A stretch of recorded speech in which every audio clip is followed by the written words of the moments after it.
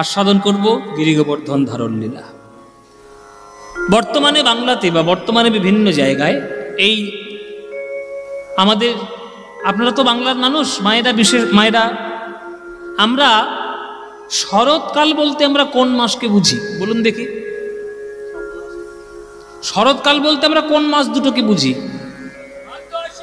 ভাদ্র আর আশ্বিন, এই দুটো আমাদের কাছে শরৎকাল।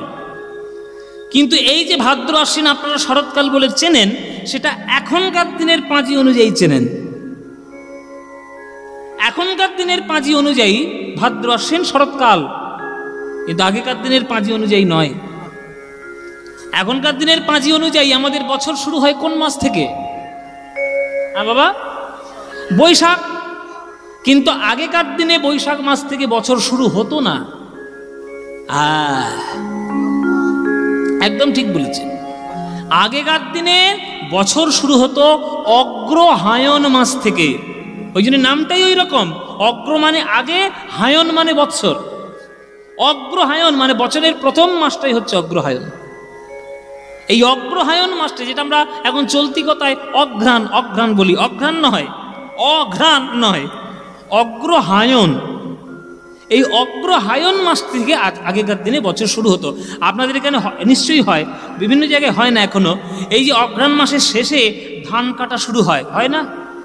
আর ওই ধানটা নিয়ে গিয়ে ঠাকুরের চরণে প্রসাদ দিতে হয়। ওই উৎসবটা বাংলা একটা নাম আছে, নবান্ন বলে। হয় আপনাদের নবান্ন? নবান্ন মানে নবান্ন বললেই নয়, নবান্ন উৎসব জানেন তো? এই নবান্ন উৎসব মানে নতুন বছরের মাসের শেষে ধানটা কাটা হলো, সেই ধান দিয়ে প্রথম অন্নটা ঈশ্বরের নামেই দান করা হবে, ঈশ্বরের নামে উৎসর্গ হবে। এই মাস থেকে বছর শুরু হতো। ওই জন্য অঘ্রাণ আর পৌষ এটা ছিল আগেকার দিনে হেমন্তকাল, মাঘ ফাল্গুন ছিল শীতকাল, চৈত্র বৈশাখ ছিল বসন্তকাল, জ্যৈষ্ঠ আষাঢ় ছিল গ্রীষ্মকাল, শ্রাবণ ভাদ্র ছিল বর্ষাকাল, আর কার্তিক অগ্রহায়ণ ছিল আমাদের, আশ্বিন আর কার্তিক ছিল আমাদের শরৎকাল। শ্রাবণ ভাদ্র বর্ষাকাল আর আশ্বিন কার্তিক হচ্ছে শরৎকাল। ওই জন্যে শরৎকালে আমাদের দুর্গাপুজো হয় বলে, ওই জন্য দুর্গাপুজোর নাম হচ্ছে শারদীয়া দুর্গোৎসব। কিন্তু এই দুর্গাপুজোটা এখনকার দিনে হচ্ছে বাংলাতে 5000 বছর আগে এই দুর্গাপুজো এই শরৎকালে হতো না। আর অ্যাকচুয়ালি দুর্গাপুজো কিন্তু শরৎকালে নয়। সত্যিকারের দুর্গাপুজো শরৎকালে হয় না, সত্যিকারের দুর্গাপুজোটা হয় চৈত্র মাসে, যেটা আমরাকে বলি বাসন্তী পুজো। ওইটা হচ্ছে আসল দুর্গাপুজো। তাহলে আমরা করি কেন? ভগবান রামচন্দ্রের জন্য, সব রামচন্দ্রের জন্য এগুলো হয়েছে। কেন না, লঙ্কা বিজয় করবেন বলে অকাল বোধনের পুজো করেছিলেন ভগবান শ্রীরাম। আর সেই পথ অবলম্বন করে আমরাও শরৎকালে দুর্গা পুজোটা করি। আর লঙ্কা বিজয় করে এই কালী পুজোর দিন মানে কার্তিক অমাবস্যাতে তিনি রামচন্দ্র ঘরে ফিরে এসেছিলেন। ওই জন্য ফিরে আসার জন্য ওই অযোধ্যাবাসী প্রদীপ জ্বালিয়ে রামচন্দ্রের স্বাগতম জানিয়েছিলেন, সারা অযোধ্যাবাসী দ্বীপ জ্বালিয়েছিলেন। ওই জন্যে দীপাবলি উৎসব, ওই জন্যে দীপাবলি। আর এই যে এখন আপনাদের মাথার মধ্যে ভূত ঢুকেছে যে ধনতেরাস ধনতেরাস, কিছু নয়, ওগুলো হুজুকে আপনারা চলেন, আমরা হুজুকে চলি। ব্যবসা ছাড়ার কিচ্ছু নয়, এগুলো সবাই নন বেঙ্গলিদের ব্যবসা করার ফন্দি ফিকির। আর ধনতেরাস ধনতেরাস কিচ্ছু হয় না।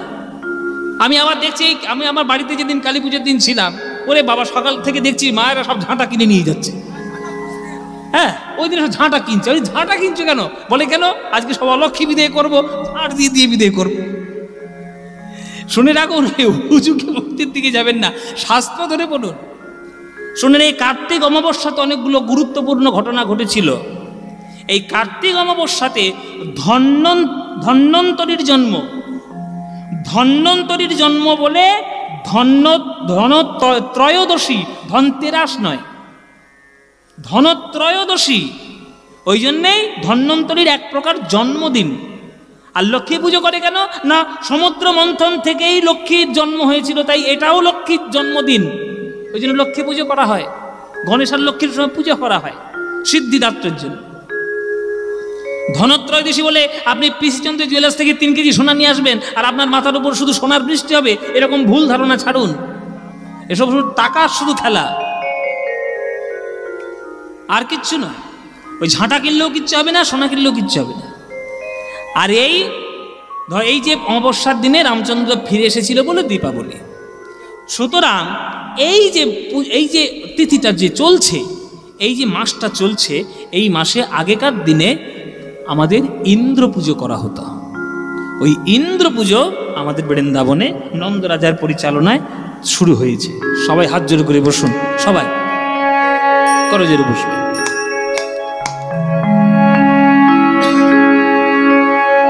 নন্দরাজার পরিচালনায় বৃন্দাবনে ইন্দ্র পুজোর তোড়জোড় চলছে।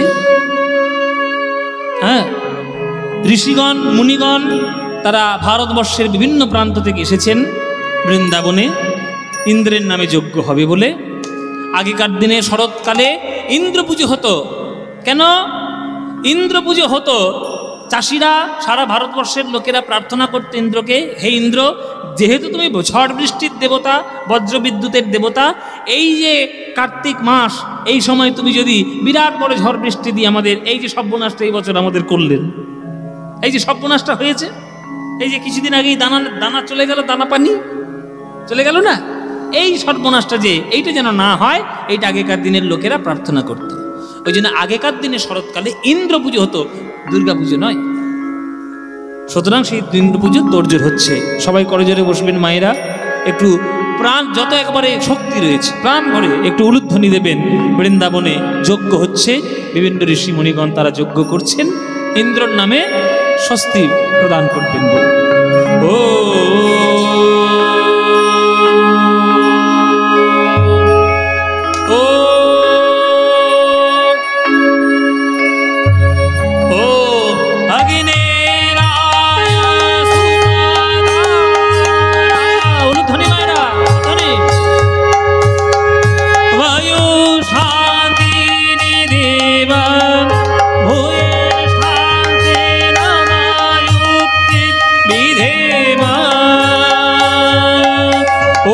स्वस्ति न इंद्र वृद्धस्ववाः स्वस्ति न पूषा विश्ववेदाः स्वस्ति नस्तारक्षो अरिष्टनेमि स्वस्ति न बृहस्पतिर्दधा ॐ संगच्छध्यं संगदध्यं संगमनांसि जानतां दिवाभागं यथा पूर्वे संगमनांसि उपासते।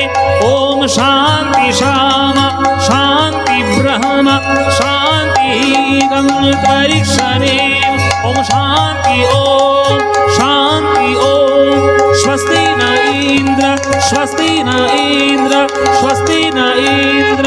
दाঁড়াও দাঁড়াও, কৃষ্ণ সবাইকে এসে থামিয়ে দিয়েছে। দাঁড়ান দাঁড়ান দাঁড়ান, কি ব্যাপার? এই বালক কৃষ্ণ আমাদের যজ্ঞ বন্ধ করে দিল কেন? ও শান্ডিল্য, এই গোপাল বন্ধ করে দিল যে যজ্ঞ। এই যে কাশ্যপ গোত্র, আপনি বলুন এই গোপাল বন্ধ করে দিলে কেন? কি হয়েছে বাবা গোপাল, আমাদের যজ্ঞ বন্ধ করে দিলে কেন?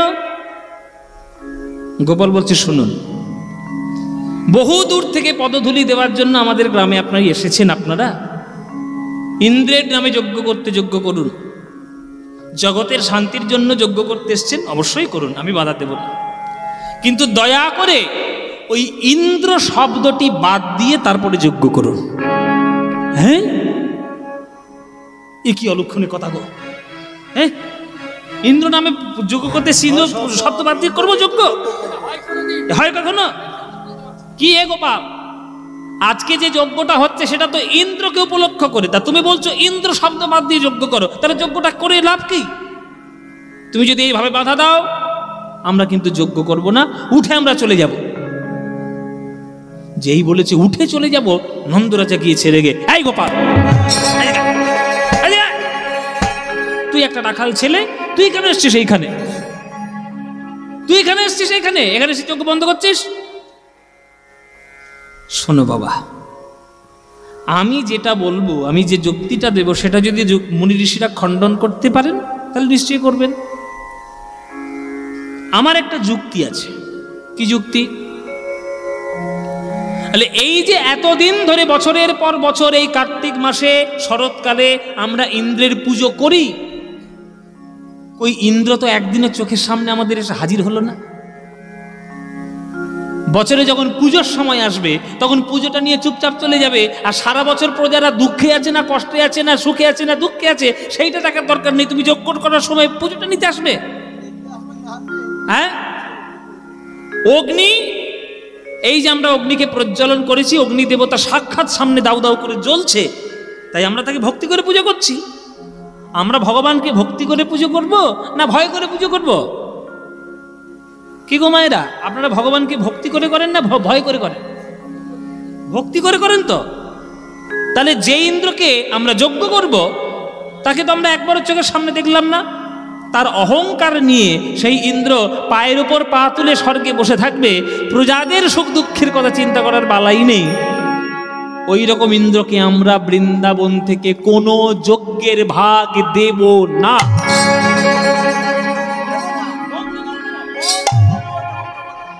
দেব না। ঋষিমুনিরা বলছে যে গোপালের কথায় যুক্তি আছে। যুক্তি আছে কিনা? ঠিকঠাক বলেছে কথা। কিন্তু কি হবে? যজ্ঞ করব কাকে? তাহলে এত দূর থেকে কষ্ট করে যে এলাম, যজ্ঞ করব কার নামে? তাহলে আমরা চলে যাব কি গোপাল? গোপাল বলছে না না, চলে যাবেন কেন? এত কষ্ট করে যখন পদধূলি দিলেন, চলে যাবেন না। জগতে দুই প্রকার মানুষ আছে, একজন কথা বেশি বলে কাজ কম করে, আর একজন কাজ সারাক্ষণ করে যায় মুখে কোনো কথা নাই। জগতের ক্ষেত্রে কোন লোকটি উপকারী? যে কথাটা কম বলে আর কাজটা বেশি করে। ইন্দ্র কথা বেশি বলে, কাজের নাম কিছু নাই। হ্যাঁ, কিছুই নাই, কথা কম কাজ বেশি। তা কথা কম কাজ বেশি কে? বলে আপনাদের চোখের সামনে সে দাঁড়িয়ে রয়েছে। আজ থেকে নয়, হাজার হাজার বছর থেকে সেই বৃন্দাবনকে সেবা করে চলেছে। কথা বলতে পারে না, চলতে পারে না, বলতে পারে না, কিন্তু সেবা করতে সে কোনোদিন ভোলে না। সে কে? সে আমাদের চোখের সামনে দাঁড়িয়ে রয়েছে, গিরি গোবর্ধন। হন্তায় মদ্রীর হরিদাস বরিয় यद राम कृष्ण चरण स्पर्शो प्रमोद मानं तानति गोगनयस्तयोर्यत् पानीय सुजवसल कंदर कंदमूले। গরুরা যখন ঘাস খেতে পায় না তখন ওই গিরি গোবর্ধনে গিয়ে তারা কন্দমূল খায়। আমরা যখন পিপাসার জন্য জল পাই না, ওই গিরি গোবর্ধনের ঘর্মাক্ত জল ডোবা হয়ে রয়েছে তার গায়ে গায়ে, সেই জল পান করে আমরা জীবন ধারণ করি। আমরা যখন ক্ষুধা পাই আমাদের, ফলমূল খেয়ে আমরা খেলা করে বেড়াই গিরি গোবর্ধনের কোলে। আমাদের সখারা ওইখানে গিয়েই খেলা করে, আমাদের চরণ স্পর্শে গিরি গোবর্ধন ঘেমে যায়। সেই গিরি গোবর্ধনের পুজো করব না, করব ইন্দ্রের নামে? আজ থেকে গিরি গোবর্ধনের পূজা হবে বৃন্দাবনে। মায়েরা, গিরি গোবর্ধন মনে মনে বলছে, আস্তে, গিরি গোবর্ধন পাহাড় তো, কথা বলতে পারে না, বাক শক্তি নাই, কিন্তু ঈশ্বরের কৃপায় প্রত্যেকটি ধুলোর মধ্যে অনুভব শক্তি রয়েছে। অনুভব শক্তি আছে বলেই তো অনুপরমাণু নানান ধরনের পদার্থবিদ্যা তৈরি হয়েছে। নইলে একটা পাথর, একটা শিলাখণ্ড যে একটা বিদ্যুৎ তৈরি করতে পারে, সেটা বিজ্ঞানীরা প্রমাণ করেছে। একটা পাথরেরও অনুভব শক্তি রয়েছে। ওই জন্যে বিভিন্ন রকম অভিযোজনের মাধ্যমে পাথরও কিন্তু মানুষের সঙ্গে সঙ্গে তারা চলে আসছে। তাই গিরি গোবর্ধন মনে মনে বলছে, হে গোবিন্দ, যে সম্মান তুমি দিলে, আমি কি এই সম্মান পাওয়ার যোগ্য? পাহাড় হয়ে জন্ম নিয়েছি, পাথর হয়ে জন্ম নিয়েছি, তাই মনের মতো সেবা করতে পারি নাই। তুমি যদি কখনোই আমায় মানুষ করে জন্ম দাও, তাহলে সেই দিনে আমি আমার মনের মতো সেবা করব। আমার হৃদি বৃন্দাবনে বাস, হৃদি বৃন্দাবনে বাস, হৃদি বৃন্দাবনে বাস, হৃদি বৃন্দাবনে বাস। যদি করো কমলাপতি, ওহে ভক্ত প্রিয় আমার, ভক্তি হবে রাধা সতী। হৃদি বৃন্দাবনে বাস, হৃদি বৃন্দাবনে বাস। যদি করো কমলাপতি, ওহে ভক্ত প্রিয় আমার, ভক্তি হবে রাধা সতী। হৃদি বৃন্দাবনে বাস, হৃদি বৃন্দাবনে বাস। মায়েরা বাবারা গানগুলো শুনছেন তো? মন দিয়ে শুনবেন। এসব গান ফাজলামো মারার গান নয়, এসব গান হচ্ছে আমাদের বাংলার সংস্কৃতির মূল গান। আমরা এখন কীর্তনকে বিভিন্ন রকম ধরনের আমরা ফাজলামো বলে মনে করে নিয়েছি। ওই জন্য যা তা করে, যা তা গান তার মধ্যে ঢুকিয়ে আমরা কীর্তনকে অপব্যবহার করছি। কিন্তু এইসব গান নয়, পূর্ণ সংস্কৃতি সাহিত্যপূর্ণ গান। হৃদি বৃন্দাবনে বাস যদি করো কমলাপতি, ওহে ভক্ত প্রিয় আমার, আমার ভক্তি হবে রাধা সতী। দাশরথী রায়ের গান, অপূর্ব গান। তুমি তো ভগবান, হে কৃষ্ণ তুমি তো ভক্তি ভালোবাসো, রাধারানীকে ভালোবাসো। আমার ভক্তিটাকে রাধারানী বানিয়ে আমি তোমার চরণের সেবায় পাঠিয়ে দেব, তুমি আমার হৃদয়ে এসে বসবাস করো। ভগবান বলছে, কিরে আমি তোর হৃদয়ে গেলে তুই আমায় কি দিবি? কি দিয়ে আমায় সেবা করবি? বলে, কি দেব? আমার মন রূপ যমুনা কুলে, আশা বংশী বটমূলে। মন রূপ যমুনা কুলে, আশা বংশী বটমূলে।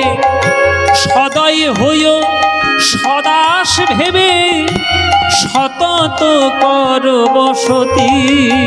মন রূপ যমুনা কুলে, আশা বংশী বটমূলে। সদয় হয় সদাসে ভেবে, সতত কর বসতি। আহা, ভাষাগুলো শুনে নিন বাবা, কত সুন্দর সাহিত্য দেখুন। মনরূপ যমুনা কুলে, আশা বংশী বটমূলে। সদয় হইও, দেখুন সয়ের কেমন অনুপ্রাস এসছে। সদয় হইও সদাস ভেবে, সতত কর বসতি। দন্তেশ্বর অনুপ্রাস কত সুন্দর দেখুন।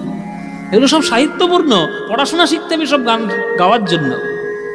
মনরূপ যমুনা কুলে, আশা বংশী বটমূলে, দেখুন দুটোই ল। সদয় হইও সদাস ভেবে, সতত কর বসতি। ও মায়েরা, মানেটা কি বুঝতে পারছেন কিছু? তুমি সদয় হইও মানে দয়াবান হইও, সদাস ভেবে নিজের ভৃত্য মনে করে, সতত মানে অবিরত সবসময় করো বসতি, আমার হৃদয়ের মধ্যে তুমি বসবাস করো। কত উচ্চপূর্ণের সাহিত্য। আমার মন রূপ যমুনা কুলে, আশা বংশী বটমূলে। সদয় হইও সদাস ভেবে, সতত কর বসতি। ধর ধর জনার্দন, আমার পাপ ভার গোবর্ধন। ধর ধর জনার্দন, আমার পাপ ভার গোবর্ধন। কাম আদি ছয় কংস চরে, ধ্বংস কর সম্প্রতি। হৃদি বৃন্দাবনে বাস, হৃদি বৃন্দাবনে বাস। যদি করো কমলাপতি, ওহে ভক্ত প্রিয় আমার, ভক্তি হবে রাধা সতী। হৃদে বৃন্দাবনে বাস, হৃদে বৃন্দাবনে বাস।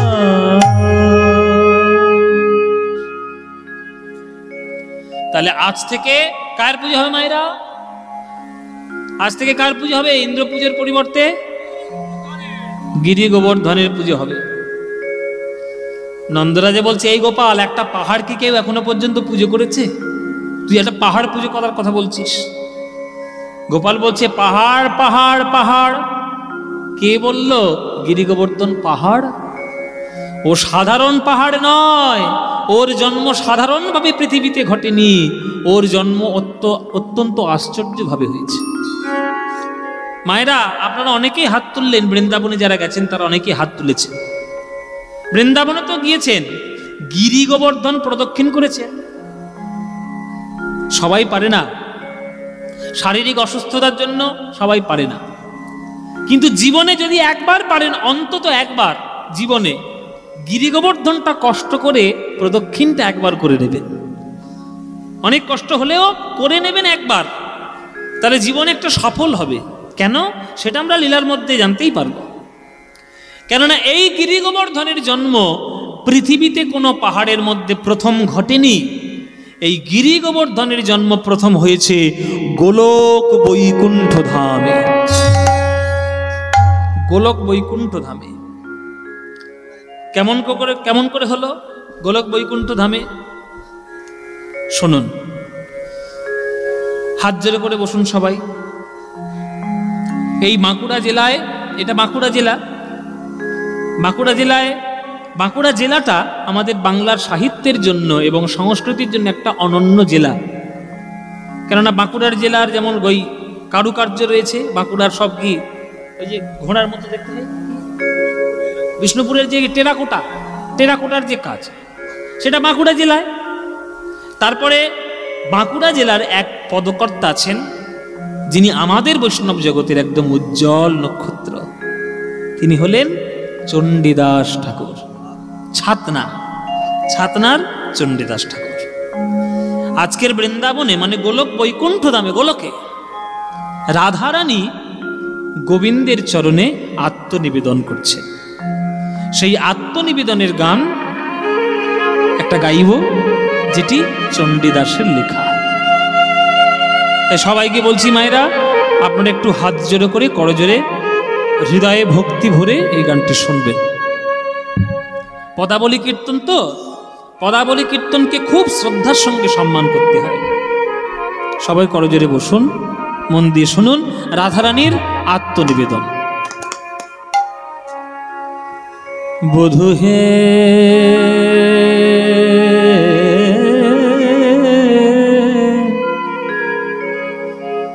বধূ হে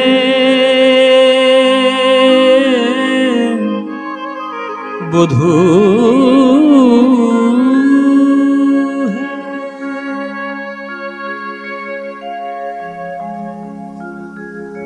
বধূ কি আর বলিব আমি, কি আর বলিব আমি, তুমি তো আমার সকলই জানো বধূ, তুমি তো সকলই জানো। আমি বলে কত বুঝাইব, তুমি তো আমার সকলই জানো।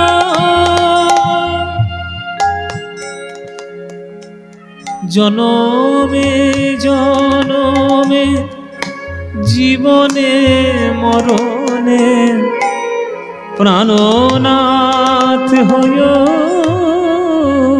তুমি।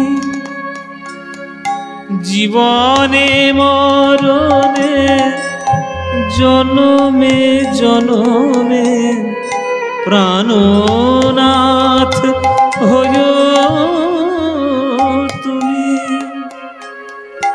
তোমার চরণে আমার পরাণে বাঁধিল প্রেমের ফাঁসি। আস্তে, চঞ্চল হবেন না। সব গান খুব অন্তরের একেবারে গভীরের গান।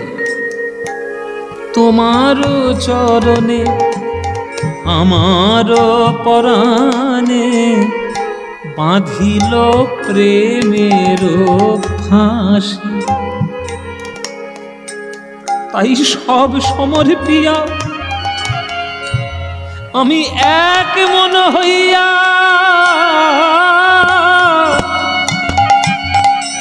আমি নিশ্চয় হইলাম দাসী। বধূ হে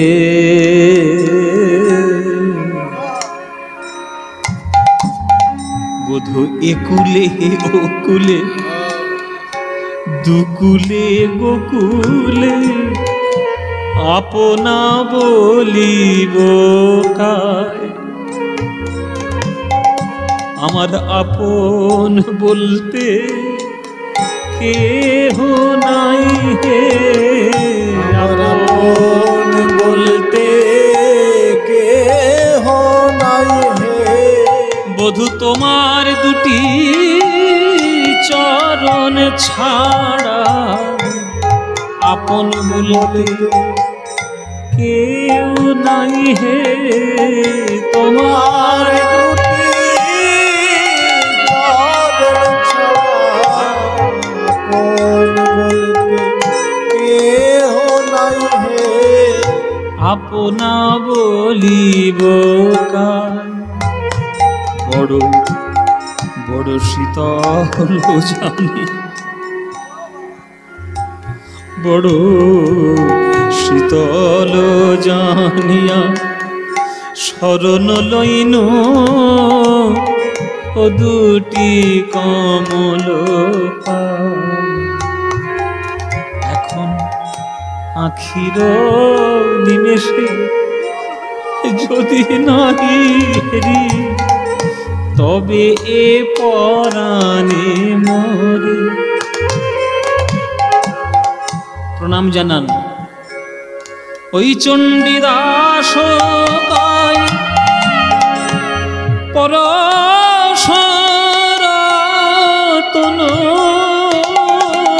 চণ্ডীদাস পরশরতন।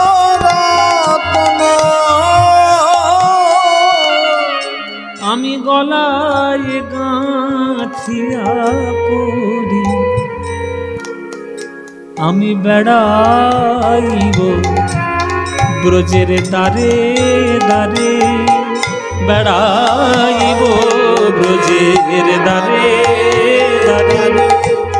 কৃষ্ণ কলঙ্কের হার গলায় পরে বেড়াইব ব্রজের দ্বারে দ্বারে। কৃষ্ণ কলঙ্কের হার গলায় পড়ে যে যা বলে বলুক লোকে।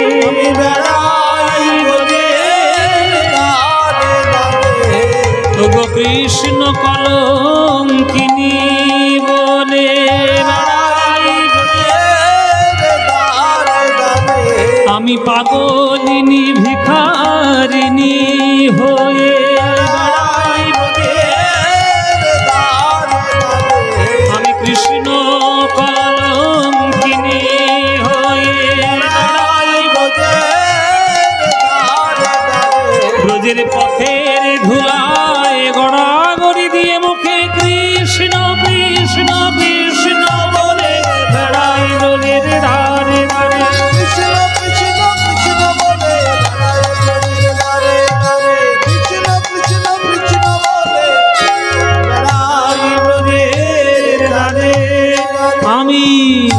বেড়াই ব্রজের দ্বারে দ্বারে, বেড়াই ব্রজের দ্বারে দ্বারে।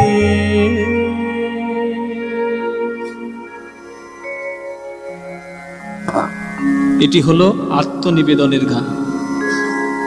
শ্রীকৃষ্ণের চরণে রাধারানী আত্মনিবেদন করছেন, আর রাধারানীর প্রেমাশ্রু হৃদয়ের অনুরাগ নয়ন জল রূপে বিন্দু বিন্দু ঝরে ঝরে রাধারানীর বক্ষ মাঝে স্থিত হচ্ছে। প্রেমের এত বৈশিষ্ট্য আর এত তীব্রতা, ওই প্রেমের শীতলতায় কঠিন হয়ে গিয়ে ওই জল রাধারানীর বুকে জমাট বেঁধে রাধারানীর বক্ষ মাঝে জন্ম নিল এই গিরি গোবর্ধন।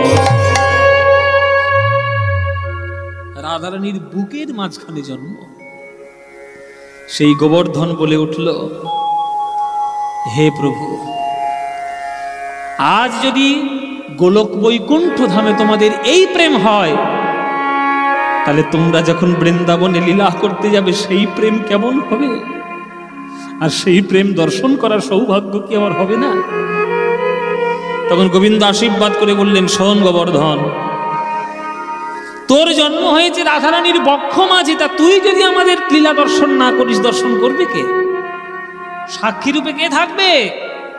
কাউকে তো একজন জগৎকে জানাতে হবে যে রাধা কৃষ্ণের প্রেম কত উচ্চ স্তরের। তুই থাকবি, আমি তোকে আশীর্বাদ দিলাম, ত্রেতা যুগের শেষ লগ্নে তুই দ্রোণ পর্বতের ঘরে জন্ম নিবি। দ্রোণ পর্বতের ঘরে জন্ম নিয়ে তুই কালের গতিতে বৃন্দাবনে যাবি, আর আমাদের লীলা দর্শন করে পৃথিবীতে শ্রেষ্ঠ প্রেম রূপী ঘোষণা করবি। যা, আশীর্বাদ করলাম। মায়েরা, কৃষ্ণের আশীর্বাদে গোবর্ধন রাধারানীর বক্ষ মাঝে জন্ম নেওয়ার পর প্রথম পৃথিবীতে তিনি অবতীর্ণ হলেন দ্রোণ পর্বতের ঘরে। এই জায়গাটা কোথায়? দ্রোণাচল পর্বতের ঘরে। দ্রোণাচল, তাই আগেকার দিনে নাম ছিল দেরাদ্রোণ। সেই দেরাদ্রোণটা এখন অপভ্রংশ হয়েছে দেরাদুন। দেরাদুন একটা জিনিসের জন্য বিখ্যাত, জানেন তো? কিসের জন্য? বাসমতি চালের জন্য। দেরাদুন বাসমতি চাল। হ্যাঁ হ্যাঁ, এই ফ্রাইড রাইস আর বিরিয়ানি করতে কি ওই দেরাদুন চালের নাম মনে পড়ে আর কি। হ্যাঁ, দেরাদুন রাইস, কিন্তু অ্যাকচুয়ালি কথাটা হচ্ছে দেরাদ্রোণ। হিন্দি শব্দে ডেরা বা দেরা শব্দের অর্থ হচ্ছে বাসা বা ঘর। বলে না, তোমারা ডেরা কাহা পর হ্যায়? তো ডেরা মানে হচ্ছে বাসা বা ঘর। এই দ্রোণ পর্বতের ঘর বলে নাম হয়েছে দেরাদ্রোণ, এখন হয়েছে দেরাদুন। ওই দ্রোণাচল পর্বতের ঘরে জন্ম নিল গিরি গোবর্ধন। যেই জন্ম নিলেন, ভগবান শ্রী বিষ্ণু দর্শন দিলেন পুলস্ত ঋষিকে। সপ্ত ঋষির এক ঋষি পুলস্ত, সেই পুলস্ত ঋষি তাকে দর্শন দিলেন। দর্শন দিয়ে বলছে, পুলস্ত, সবসময় যোগ ধ্যান নিয়ে থাকলে চলবে? যাও তীর্থ ভ্রমণ করো। বলে, ঠিক আছে, তীর্থ ভ্রমণ করবো প্রভু, আপনি আজ্ঞা দিন, তাহলে বেরিয়ে পড়ি। বলে, দাঁড়াও, একা একা তীর্থ ভ্রমণ হয় না, ভক্ত সঙ্গে তীর্থ ভ্রমণ করতে হয়। ভক্ত সঙ্গে যাবে, অভক্তদের সঙ্গে নিয়ে যাবে না। ও মায়েরা, মায়েরা, বাবারা, সবাইকে বলি, আপনাদের একটা কথা শিখিয়ে দিই। যদি আপনার মনে হয় যে ভারতবর্ষের তীর্থ আপনি ভ্রমণ করবেন, অবশ্যই করুন, এ তো সৌভাগ্যের ব্যাপার। কিন্তু অভক্তদের সঙ্গে নিয়ে তীর্থে যাবেন না, কারণ অভক্তদের সঙ্গে নিয়ে গেলেই তারা শুধু বাথরুম খুঁজবে আর হোটেল খুঁজবে, তারা তীর্থের পবিত্রতা বুঝবে না। হ্যাঁ, তীর্থের পবিত্রতা বুঝতে গেলে হৃদয়ের মধ্যে গভীর রাশি ভক্তির দরকার। তাই অভক্তদেরকে সঙ্গে নিয়ে যাবে না, ভক্ত সঙ্গে যাও। পুলস্ত ঋষি ভক্তকে নিয়ে যাও। প্রভু, কোন ভক্ত?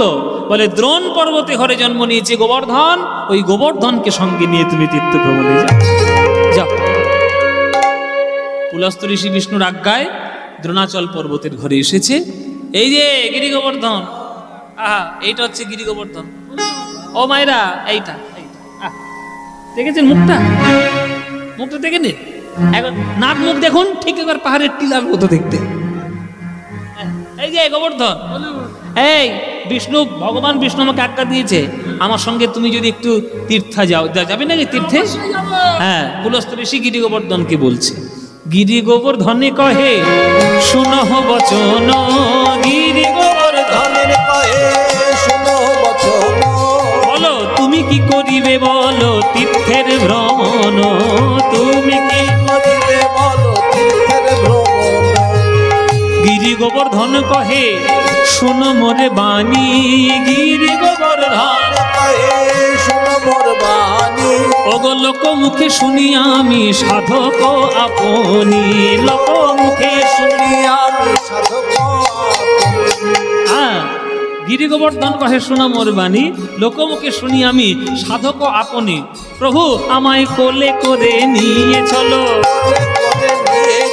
তবেই আমি তীর্থে যাব, কোলে করে নিয়ে চলো, তবেই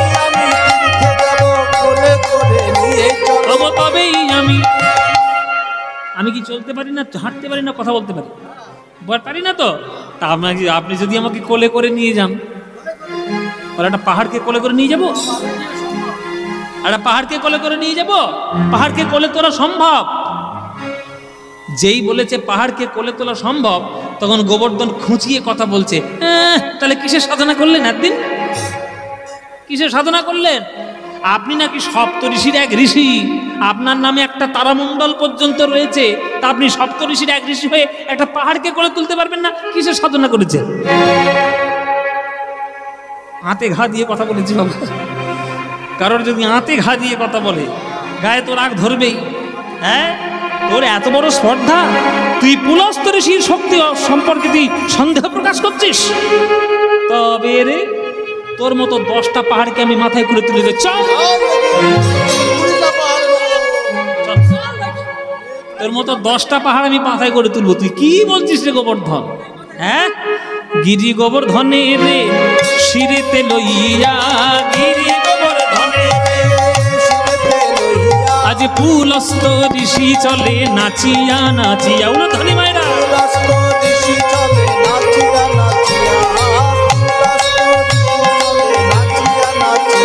আর চারিধাম চারি কালে করিয়া ভ্রমণ, চারিধাম চারি কালে করিয়া ভ্রমণ, চারিধাম চারি কালে করিয়া ভ্রমণ, চারিধাম করিয়া ভ্রমণ, বৃন্দাবন ধামে আসি দিল দর্শন। হরি বল হরি বল, বৃন্দাবন ধামে আসি দিল দর্শন, বৃন্দাবন ধামে আসি দিল দর্শন। এই তো বৃন্দাবন, বাহ, এইখানেই তোমার আসার দরকার ছিল। ও মায়েরা, আগেকার দিনে বর্ষাকালে তীর্থ ভ্রমণ নিষিদ্ধ ছিল, বর্ষাকালে তীর্থ ভ্রমণ করা যাবে। ওই জন্য বর্ষাকালের সময়ে এই যে চাতুর্মাস্য ব্রত হতো না, তখন শুধু ঘরেই থাকতে হতো, শাস্ত্র আলোচনা আর কেবলমাত্র শাস্ত্র পাঠ, এর মাধ্যমেই জীবনযাপন করতে হতো। এই চাতুর্মাস্য ব্রতের পর তারপরে তুমি তীর্থ ভ্রমণ করতে পারো, চারিধাম চারিকাল। সবার শেষে বৃন্দাবনে এসে হাজির হলেন। বৃন্দাবনে পুলস্ত্য ঋষি যেই পাটা দিয়েছেন, বুঝতে পারলেন যে এইখানেই দাপর যুগে রাধা গোবিন্দের লীলা তৈরি হবে। পুলস্ত্য ঋষি মনে মনে ভাবছেন, যেখানে রাধা গোবিন্দের লীলা হবে সেইখানে আমি বসে একটু ধ্যান করব না? ও মায়েরা, ধ্যান করতে বসে গেল পুলস্ত্য। এই যে ধ্যান করতে বসলো, এইখানেই গন্ডগোলটা হলো। গন্ডগোলটা ঠিক এইখানেই হয়েছে। কিরকম গন্ডগোল? এই গিরি গোবর্ধন যখন মাথায় উঠেছিল, তখন শর্ত দিয়ে এগ্রিমেন্টে সাইন করে উঠেছিল যে শুনুন ঋষিবর, যতক্ষণ আপনার হাতে আছি, মাথায় আছি, গলায় আছি, পায়ে আছি, সব জায়গায় আছে, ঠিক থাকবো, কিন্তু খবরদার আমাকে মাটিতে বসানো যাবে না। একবার যদি আপনি মাটিতে বসিয়ে দিয়েছেন, আর আপনি যতই বড়ই মুনি ঋষি হন না কেন, আমাকে টেনে আপনি তুলতে পারবেন না, সে ক্ষমতা আপনার নাই, আমি বলে দিলাম। এইটা শর্ত দিয়েই তবে মাথায় উঠেছে। এখন পুলস্ত্য ঋষি ধ্যান করার আনন্দে ওই কথাটাই ভুলে গেছে যে মাটিতে বসানো যাবে না। রাধা গোবিন্দের লীলা হবে, আনন্দে ধ্যান করতে বসে গেছে। যেই ধ্যান করতে বসে গেছে, ওই মাটিতে নামিয়ে দিয়েছে। আর মায়েরা, যেই নামিয়ে দিয়েছে গোবর্ধনকে, অমনি গোবর্ধন একেবারে মাটির মধ্যে বসে বসে চেপেছে, একবার শিকড়ছে,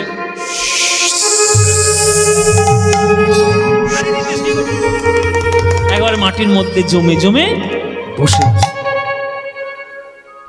এবার পুলস্ত ঋষি ধ্যান হয়ে গেছে। এবার পুলস্ত ঋষি বলছে, বাবা ঘরে চল, ঘরের ছেলে ঘরে চল, বাবা এই ঘরে চল।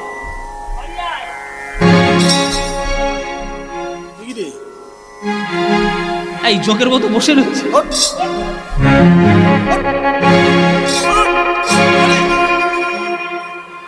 যতই টানে ওঠে আর না। কি উঠছে না, উঠছে না কেন?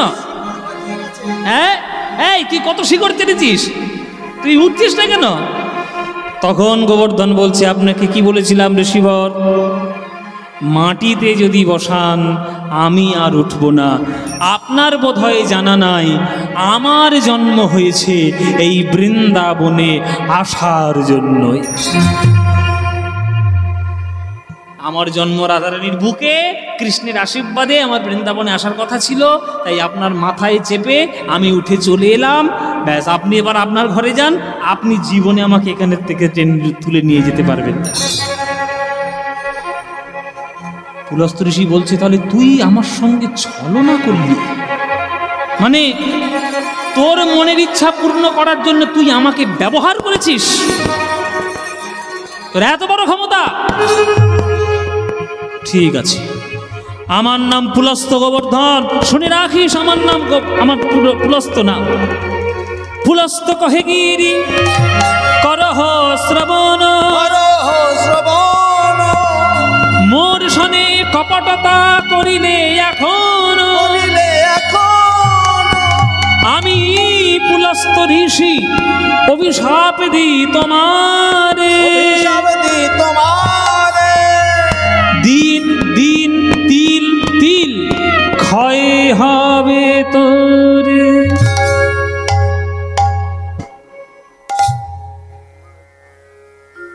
দিন দিন তিল তিল ক্ষয় হবে তোরে।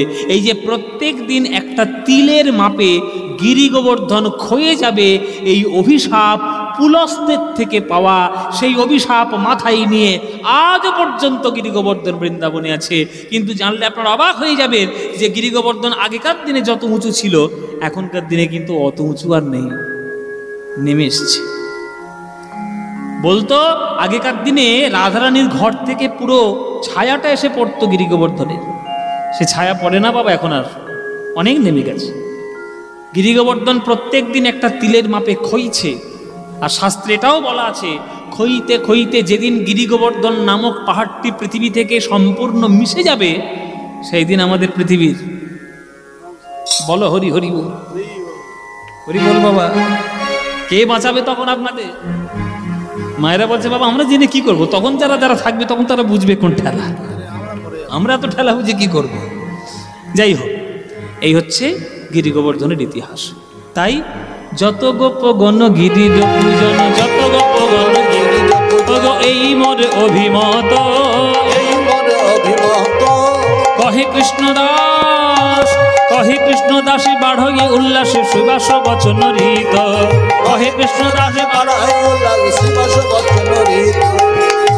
তাহলে ইন্দ্র পুজো বাদ শুরু হবে গিরি গোবর্ধন পুজো। মায়েরা, এইখান থেকেই শুরু হলো অন্নকূট উৎসব। কেমন করে দেখুন এইবার। তাহলে ঋষিমুনিরা আপনারা যজ্ঞ করতে এসছেন, আপনারা একেবারে সুন্দর করে যজ্ঞ করবেন। হ্যাঁ, যজ্ঞ করে এই যে সামনে গিরি গোবর্ধন, এই গিরি গোবর্ধনের চূড়াকে নিয়ে, সম্পূর্ণকে নিয়ে আপনারা মন প্রাণ দিয়ে যজ্ঞ করে যাবেন। কেমন বাবা? এই যে গিরি আমাদের ঋষি মুনিরা ব্রাহ্মণ বৈষ্ণব এসছে, 1000 সহস্র স্বর্ণ মুদ্রা দিয়ে আসবে। হ্যাঁ, 1000 করে স্বর্ণ মুদ্রা প্রত্যেককে দেবে, প্রত্যেক ব্রাহ্মণদেরকে দেবে। একদম 1000 সহস্র স্বর্ণ মুদ্রা পেয়ে যাবে। চলো সবাই মিলে, চলো এইবার পুজো করতে শুরু করে দিল। হ্যাঁ, কত শত লোকবাসী করিছে রন্ধন, কত শত লোক আসি করিছে রন্ধন, কত শত তারা দধি দুগ্ধ সরোবর করিলা খনন, ব্যঞ্জনেরও কত স্তূপ অন্নকূট করি। এই দেখুন অন্নকূট শব্দ, অন্নকূট করি। বলে গিরি গোবর্ধনকে যেমন দেখতে তেমন অন্ন রন্ধন করো। অন্নকূট, কূট মানে কি? কূট মানে হচ্ছে চূড়া। ভাত এত রান্না করেছে, ভাতটাকে ভাতের মতো মনে হচ্ছে না, অন্নকে অন্নের মতো মনে হচ্ছে না, অন্নকে দেখে মনে হচ্ছে যেন একটা পাহাড়। অন্নকূট, কূট, কূট মানে হচ্ছে একবার ওই চূড়া, পাহাড়ের চূড়া, অন্নকূট। এবার তার সামনে 56 ব্যঞ্জন বিভিন্ন ধরনের। এমন ডাল রান্না করবে যাতে কড়া থেকে তুলতে না হয়, কুয়ো থেকে তুলতে হয়। এত দই জোগাড় হয়েছে, দইয়ের সরবরাহ হয়ে গেছে। এত দুধ জোগাড় হয়েছে, দুধের হ্রদ হয়ে গেছে। এত পরিমাণ বিপুল খাওয়া দাওয়ার আয়োজন হয়েছে। হ্যাঁ, ওই জন্য বলছে গন্ধ পুষ্প ধূপ দীপ সাজায়ে আনিল, গন্ধ পুষ্প ধূপ দীপ সাজায়ে আনিল, শুদ্ধ মন্ত্রে ব্রাহ্মণগণ পূজা করি দিল, শুদ্ধ মন্ত্রে ব্রাহ্মণগণ পূজা করে, ও শুদ্ধ মন্ত্রে ব্রাহ্মণগণ পূজা করে দিল, শুদ্ধ মন্ত্রে ব্রাহ্মণগণ পূজা করে দিল। হ্যাঁ, বলছে এই যে গোপাল, এই যে গিরি গোবর্ধনের নামে আজকের পুজো হবে, অন্নকূট উৎসব হচ্ছে। এই যে অন্নকূট উৎসব, এই যে গিরি গোবর্ধনকে কেন্দ্র করে হচ্ছে, তো গিরি গোবর্ধনের নামে তো কোনো মন্ত্র নেই, তাহলে আমরা কি মন্ত্র বলে তাকে পুজো করব, যজ্ঞ করব? তখন কৃষ্ণ বলে দিলেন যে যাই বলবেন শেষে গিরি গোবর্ধনায় নমঃ বলে দেবেন, বলে দিলেই হয়ে যাবে। তাই নাকি? বলে হ্যাঁ। তাহলে বলো, পুজো করতে শুরু করো। এই পুজো করতে শুরু করে দাও, শুরু করে দাও। হ্যাঁ, হাত জোর করে বসো সবাই, মায়েরা সবাই হাত জোর করে বসো। ও উলুধ্বনি দেবেন, পুজো হচ্ছে, ব্রাহ্মণ বৈষ্ণব পুজো করছেন, উলুধ্বনি দিন মায়েরা। ও পবিত্র পবিত্র বা সর্বাবস্থানগতোপি বা যস্মরে পুণ্ডরীকাক্ষ সাপজ্জভ্যন্তর সূচি নমো সূচি নমো সূচি নমো সূচি। ওম এতে গন্ধে গিরিগোবর্ধনায় নমঃ, এতে পুষ্পে গিরিগোবর্ধনায় নমঃ, এষো ধূপ গিরিগোবর্ধনায় নমঃ, এষো দীপ গিরিগোবর্ধনায় নমঃ, এতৎ সম্প্রদানায় অধিপতে শ্রী বিষ্ণবে নমঃ।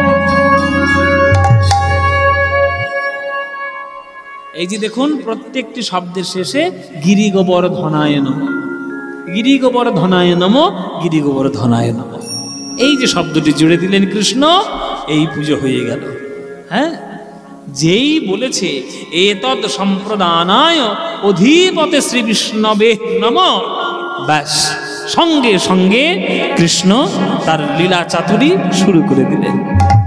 আজ কি আনন্দ রে গোবর্ধন পূজায়, উর্ধ্বন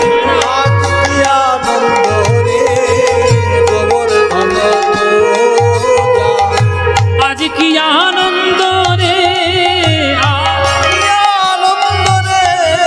গোবর্ধন পূজায়, গোবর্ধন পূজায়, আজ কি আনন্দ রে গোবর্ধন পূজায়। যোগে মায়া সরি হরি মায়া প্রকাশিল, ধ্বনি হরিব, যোগে মায়া সরি হরি মায়া প্রকাশিল রে। আজ এক কৃষ্ণ দুই রূপ ধারণ করিল, তাহা ধারণ করিল, দুই রূপ ধারণ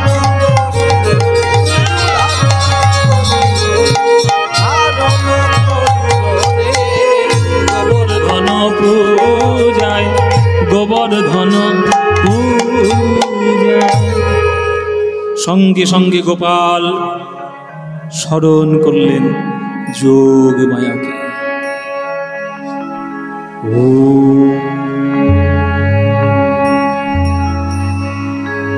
সবাই করজোরে বসবেন। পুজো চলছে এখন, শ্যামা আরাধনা, মায়ের আরাধনা, আর প্রসঙ্গ এসেছে যোগ মায়ার। যিনি মাতৃশক্তি, যিনি জগৎ সৃজন করেন, তখন তিনি হন মহামায়া, আদি শক্তি। আবার সেই মা বৃন্দাবনে গিয়ে ভক্তের সঙ্গে যখন ভগবানের মিলন যোগসূত্র ঘটিয়ে দেন, তখন তিনি হন যোগ মায়া। সেই মাকে আমরা একটু স্তবের মাধ্যমে আমরা তাকে ডেকে নেব। তাই সবাই মিলে একটু করজোরে বসবেন। কালী পুজো হচ্ছে যখন চারিদিকে, আর কালী পুজোরই অনুষ্ঠান থানার মধ্যে যখন হচ্ছে, মাকে না ডাকলে মা হয়তো একটু রুষ্টই হবেন। চলুন মায়েরা উলুধ্বনি দেবেন আর করজোরে সবাই স্তব পাঠটি শুনবেন।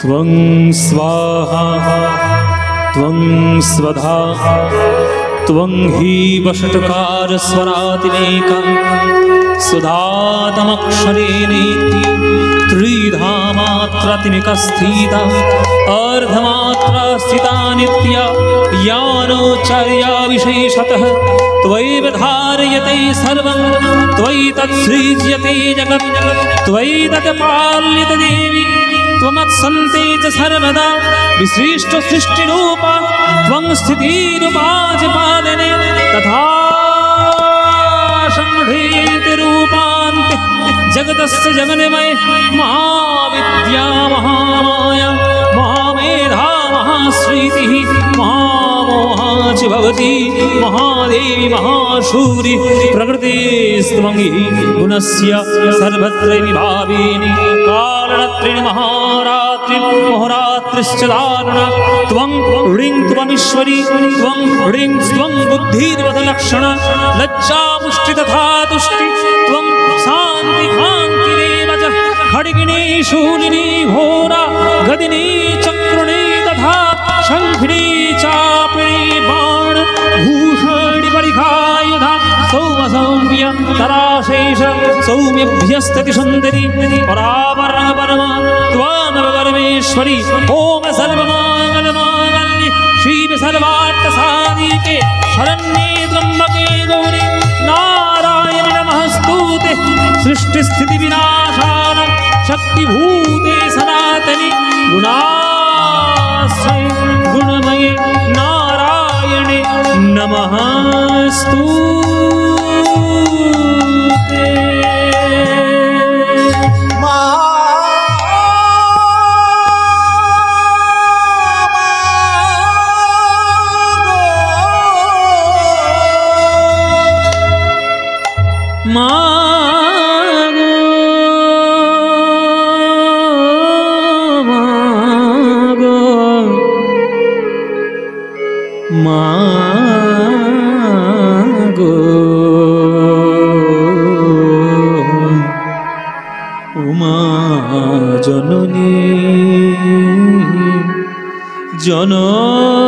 জননী মা।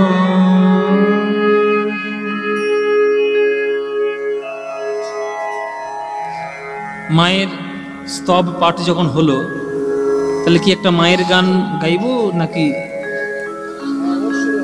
একটা মায়ের গান গাইবো নাকি? শ্যামা সঙ্গীত? বলে বাবা শ্যামা সঙ্গীত হবে না কালী পুজোর সময়। আমার একটা খুব প্রিয় গান আছে, সেটাই শোনাই তাহলে। এই গানটি কথা এবং সুর শ্রী সঞ্জয় চক্রবর্তী, আর গানটি যিনি বিখ্যাত করেছেন তিনি আমাদের সবার গুরুজি পণ্ডিত অজয় চক্রবর্তী, যার কাছে আমার গান শেখা এবং যার চরণে বসার সৌভাগ্য পেয়েছি আমি। যদিও আমি সব রেগুলার ক্লাস করি, রেগুলার শাস্ত্রীয় সঙ্গীত শিক্ষার জন্য আমি যাই শ্রী অনল চ্যাটার্জির কাছে। এই অনল চ্যাটার্জি হচ্ছেন এই অজয় চক্রবর্তীরই এক পুত্র সম শিষ্য। আমার সৌভাগ্য যে আমি দাদাকেও পেয়েছি আর গুরুকেও পেয়েছি। দাদা মানে আমি অনল চ্যাটার্জিকে দাদাই বলি, আমাকে ভীষণ স্নেহ করেন, একদম ছোট ভাইয়ের মতো। এত বড় সাফল্য পেয়েছি তার জন্য তিনি গর্বিত ভীষণভাবে। সেটা আমার সৌভাগ্য যে আমি তার চরণের একটা ছোট্ট দাস হতে পেরেছি।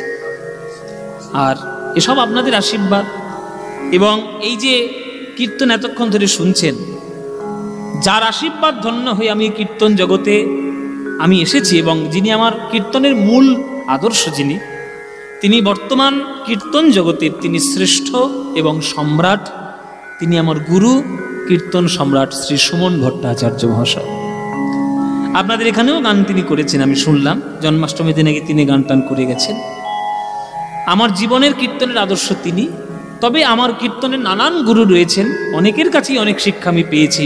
অরুণ চট্টোপাধ্যায়, অঞ্জন উপাধ্যায়, তারপরে আমাদের নিমাই বিশ্বাস, নীলমণি দাস, এগুলো সমস্ত মায়া পোদ্দার, এগুলো কীর্তনের গুরু। আর শাস্ত্রীয় সঙ্গীত জগতের গুরু শ্রী অনল চট্টোপাধ্যায়, পণ্ডিত অজয় চক্রবর্তী, হ্যাঁ, এদের মতো মানুষদের কাছে। তা আমার একটা খুব প্রিয় গান গুরুজির কণ্ঠে বিখ্যাত হয়, সেটা শোনাই। কি ভাইরা শুনবেন তো? খুব মন দিয়ে শুনবেন। এই গানটি অত্যন্ত ভালো, অত্যন্ত, কথা তো ভাবাই যাচ্ছে না। শুনুন। মা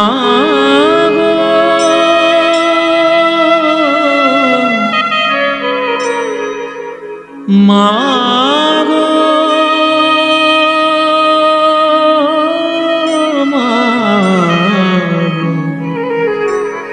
মা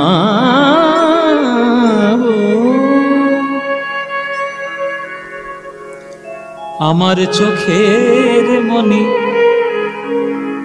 কালো বলে মাকে বলি আহা, কথাটা কি কথা! হায় হায় হায়, আমার চোখের মনি কালো বলে মাকে বলি কালী। মা তো কালো নয়, পাপ দিয়ে, অপরাধ দিয়ে, জন্ম জন্মান্তরের কালিমা দিয়ে আমার চোখের মনিটা কালো হয়েছে, তাই মাকে আমি কালোই দেখছি। দেখবেন আপনি হলুদ সানগ্লাস পরলে জগৎকে হলুদই দেখবেন, লাল সানগ্লাস পরলে জগৎকে লালই দেখবেন, কালো সানগ্লাস পরলে জগৎটা কালোই দেখবেন। আপনার চোখের মনিটাই পাপে পরিপূর্ণ কালো, তাই আপনি মায়ের মূল রূপকে দেখতে পাননি, আপনি কালোই দেখছেন। কি তত্ত্ব আর কি দর্শন দেখুন। আমার চোখের মনি কালো বলে মাকে বলি কালী। আমার চোখের মনি কালো বলে মাকে বলি কালী। মার দয়াতে বসি চলি, এরূপ কথা সদাই বলি। মার দয়াতে বসি চলি, এরূপ কথা সদাই বলি। তবু কৃপা ভিক্ষা নিতে আমি কিনে আনি পূজার ডালি।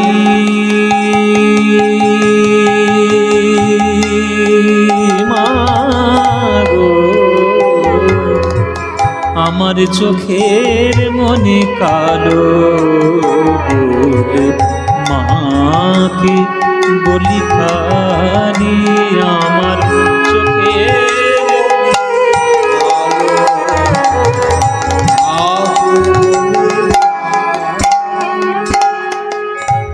কামনা বাসনার অসুর আমি গড়ি নিজের ভুলে।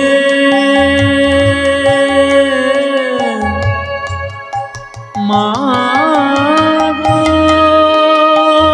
মা গো মা গো, কামনা বাসনার অসুর আমি গড়ে নিজের ভুলে। মায়ের অমন কোমল হাতে আমি খড়গ দিলাম তুলে। আস্তে বলুন তো মায়েরা, মা কালীর কটা হাত? কটা হাত? বলে বাবা এটা আবার জিজ্ঞেস করতে হয়? চোখের সামনে কালী ঠাকুর দেখছি, জানি না কটা হাত। 4খানা হাত। তাহলে প্রত্যেকটা হাতে কি কি আছে একবার বলুন দেখি। প্রত্যেক হাতে কি কি আছে? 4টে হাতে 4 দিকে কি আছে? বাম দিকের উঁচু হাতটাতে কি আছে? বলুন দেখি কি আছে? হ্যাঁ, খড়গ।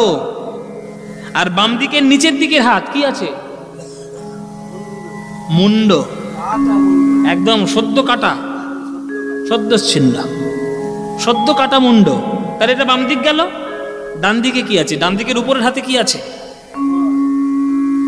অভয় মুদ্রা। এই যে সোজা হাত, এটাকে অভয় মুদ্রা বলে। আর নিচের হাতটায় কি আছে? বর মুদ্রা। বর মুদ্রা কাকে বলে? বৃদ্ধাঙ্গুষ্ঠের অগ্রভাগ যখন অনামিকার প্রথম ভাগটাকে স্পর্শ করে, এই মুদ্রাটাকে বর মুদ্রা বলা হয়। এই বর মুদ্রা।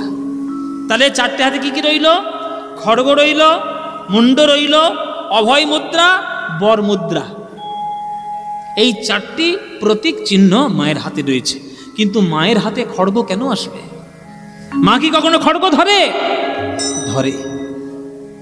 কাদের জন্য ধরে? অসুর বিনাশ করার জন্য ধরে।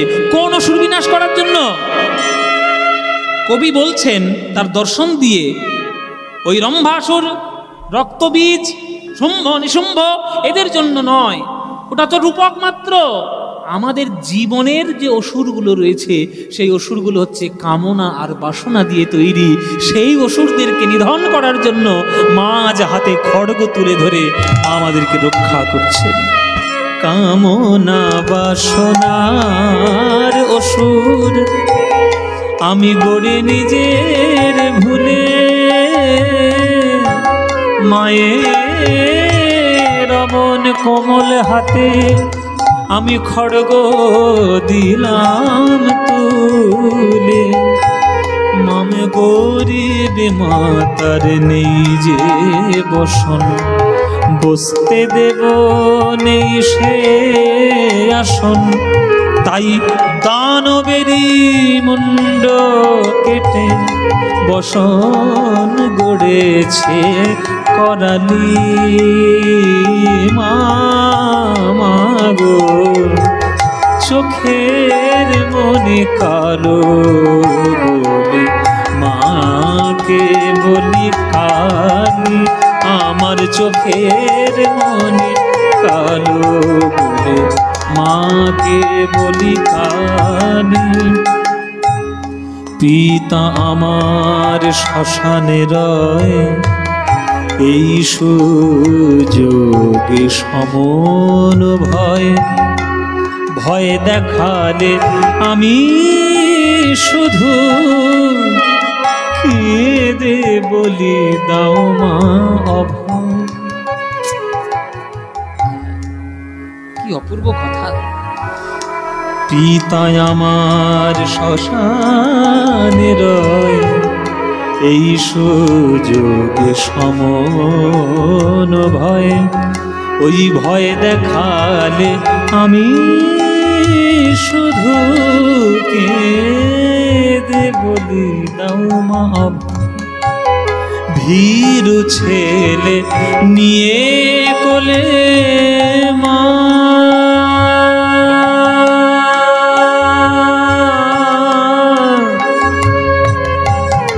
মাগো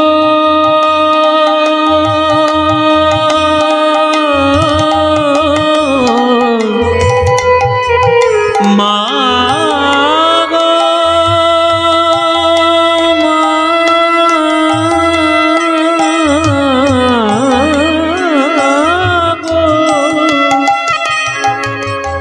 ভীরু ছেলে নিয়ে কোলে, শুধু ভয়ে ভাঙাবে বলে মা সংহার নাচ শুরু করে।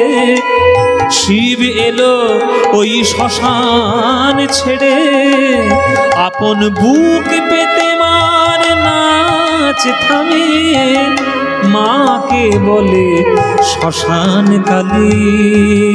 মাগো চোখের মনি কালো বলে মাকে বলি কালী।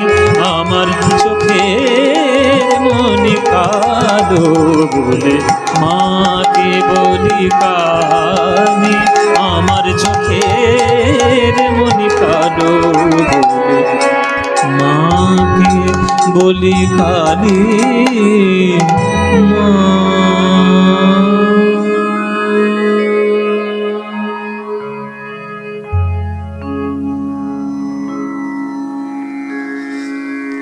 এইসব গান বাবা শ্যামা সঙ্গীতের গান। এখন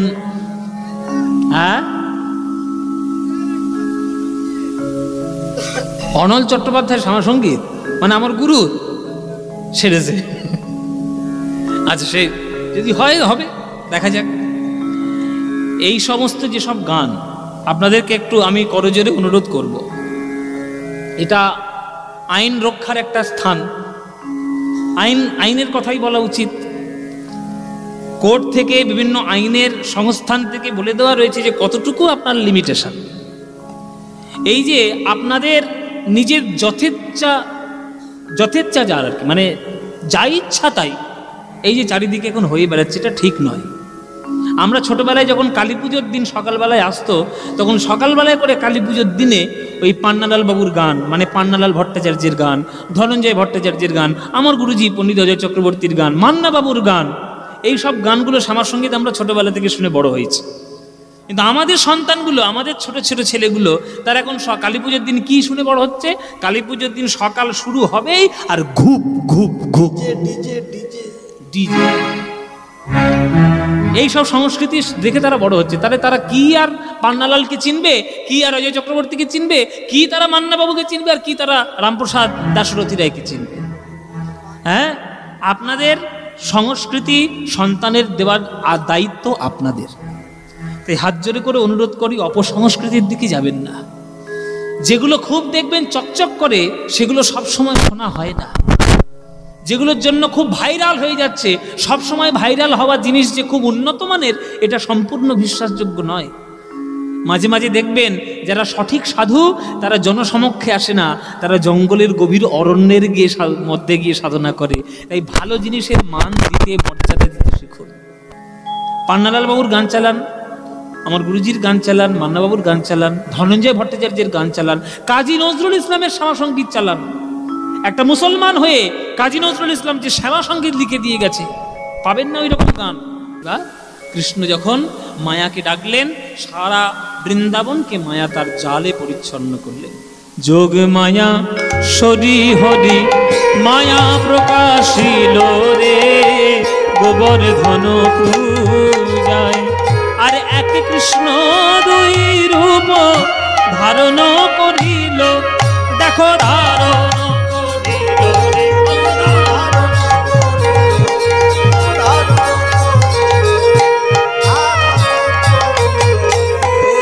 গোবর্ধন পূজায়, ওই গোবর্ধন পূজায়। গোবিন্দ আমার দুই রূপ ধারণ করলেন। একটি রূপে নন্দ রাজার কাছে বসে গেলেন, আর একটা সূক্ষ্ম রূপ ধারণ করে তিনি গিরি গোবর্ধনের মাথায় গিয়ে উঠলেন।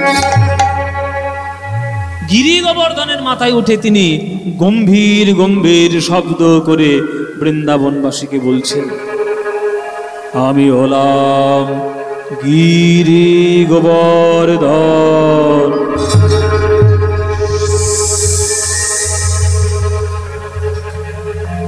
বাবা পাহাড় কথা বলছি, পাথর কথা বলছি। ও মায়েরা, সামনে যে পাহাড় আছে তার ভেতর থেকে যদি গম্ভীর গম্ভীর গলা আসে, ভয় লাগবে না? বৃন্দাবনবাসী একবার হকচকিয়ে গিয়ে হাঁটু গেড়ে বসে পেরেছি পাহাড়ের সামনে, হাজুরি করে থর করে কাঁপছি। বাপরে কি বলছে? আমি হলাম গিরি গোবর্ধন। এতদিন বৃন্দাবনে বসবাস করছি, কেউ কোনোদিন আমায় এত সুন্দরভাবে নৈবেদ্য প্রদান করে পুজো কেউ করেনি। আজ নন্দ রাজার ছেলের কথায় আমাকে তোমরা এত বড় ডালি দিয়ে পুজো দিলে, তোমাদের মঙ্গল হোক। এতদিন যা সেবা করেছি তার শতগুণ সেবা তোমাদের আমি আরো বাড়িয়ে দেব। তোমরা সুখে থাকো, শান্তিতে থাকো, ভালো থাকো। আমি সব সময় সদা সর্বদা তোমাদের পাশে আছি, আশীর্বাদ করি, অভয় প্রদান করি। কল্যাণমস্তু, কল্যাণমস্তু, কল্যাণমস্তু। আচ্ছা, এই যে কথাগুলো কে বললো মায়েরা? এগুলো বলছে কে? নন্দের বাটা কেলে ছোঁড়া। বুঝতে পারছো না? যত না সর্বনাশের মূল তো ওইটাই, কৃষ্ণই বলছে এসব কথাগুলো, কিন্তু পাথরের মধ্যে থেকে গম্ভীর গম্ভীর গলা। এবার হঠাৎ করে পাথরের ভেতর থেকে, পাহাড়ের মধ্যে থেকে গম্ভীর গম্ভীর গলা আসছে। এ তো বৃন্দাবনবাসী হকচকিয়ে যাবেই, হাঁটু কেটে বসে পড়লো ওইখানে।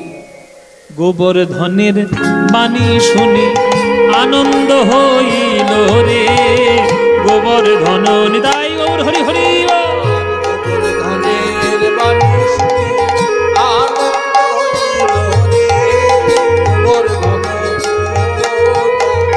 শ্রীদাম সুদাম সবে মিলি তারা নাচিতে লাগিল, দেখো নাচিতে লাগিল।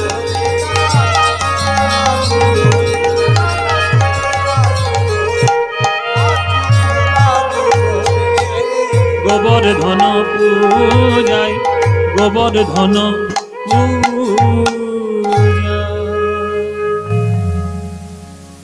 সবাই আনন্দ করে গোবর্ধনের পুজো দিলেন। এদিকে হঠাৎ স্বর্গ রাজ্যে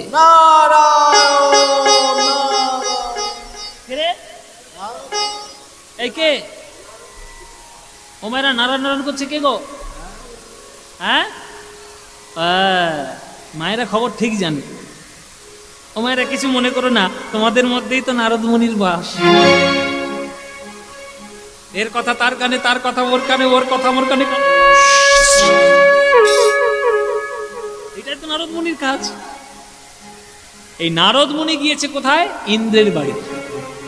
ইন্দ্র একবারে পায়ের ওপর পা তুলে বেশ মজা করে, হ্যাঁ, সোমরস পান করছে, হ্যাঁ, আঙুর খাচ্ছে, আপেল খাচ্ছে, কত রকম তার কীর্তি। আর সেইখানে গিয়ে বলছে নারায়ণ নারায়ণ। ইন্দ্র বলছে কি ব্যাপার নারদ মুনি আজকের এইখানে যে, কি ব্যাপার নারদ মুনি? নারদ মুনি বলছে আমার কি ব্যাপার পরে হবে, তোমার কি ব্যাপার? পায়ের ওপর পা তুলে বেশ সমরস পান করছে, খুব আনন্দ দেখতে পাচ্ছি। তখন ইন্দ্র বলছে হবে না আনন্দ? আজকে আমার পুজোর দিন, আজকে বিশ্ববাসী মর্তবাসী সবাই আমার নামে পুজো দেবে, আর তাদের পুজোর শক্তিতে শক্তিমান হয়ে আমি হয়ে থাকবো দেবরাজ ইন্দ্র। নারদ মুনি বলছে ওইখানে, ওই জন্যই তো বললাম নারায়ণ নারায়ণ। হয়ে গেছে তোমার পুজো, তোমার পুজো হচ্ছে, কথা তোমায় কে বললো? কেন হচ্ছে না? বলে কে বললো তোমায় পুজো হচ্ছে? নিচে একবারও তাকিয়ে দেখেছো কোনোদিন? প্রজারা সুখে আছে না দুঃখে আছে, কষ্টে আছে? জীবনে তো তাদের কাছে যাও না, আর এখানে পায়ের উপর পা তুলে সমরস পান করে তুমি নানান ধরনের কীর্তি করছো। তোমার পুজো আর বৃন্দাবন থেকে কোনোদিন আসবে না। কেন? কেন আসবে না? কে বাধা দিয়েছে? কে বাধা দেবে? ওই বৃন্দাবনে এখন কে আছে? সর্বঘটের একবারে শেষ কথা, ওই নন্দের বেটা কেলে ছোঁড়া, ওই বেটা বারণ করেছে।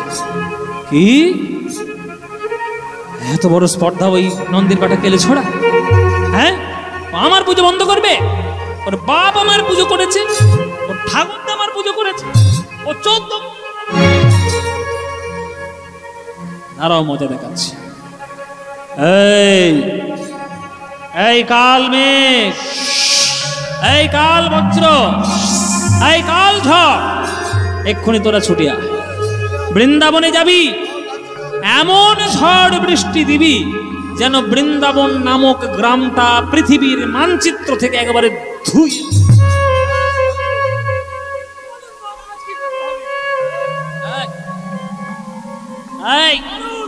বৃন্দাবনে যাবি, এমন বজ্রপাত করবি, এমন বৃষ্টি দিবি, এমন ঝড় দিবি যাতে পৃথিবীর মানচিত্র থেকে বৃন্দাবন একেবারে ধুয়ে মুছে সাফ।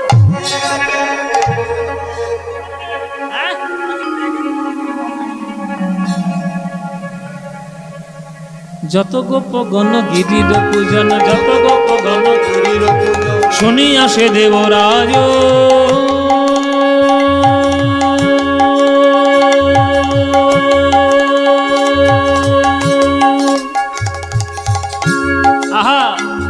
ওগো শুনিয়া সে দেবরাজ নানা মেঘবান করি আহ্বানে নানা মেঘবান করি আহ্বানে নানা মেঘবান করি ওই ছুটিলা সে ব্রজমাঝ ছুটিলা সে ব্রজমাঝ আজ বৃন্দাবনে ছুটে চলিল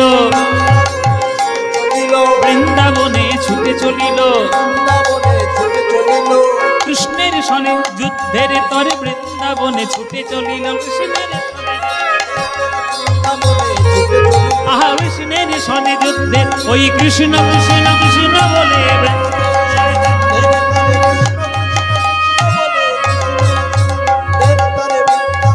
ছুটে চলিল বৃন্দাবনে ছুটে চলিল সমগ্র বৃন্দাবন পরিপূর্ণ হয়ে গেল তীব্র বজ্র তীব্র বৃষ্টিপাত তীব্র ঝড় বাতাস এমন শুরু হলো যেন বৃন্দাবন একেবারে ধুয়ে মুছে পরিষ্কার।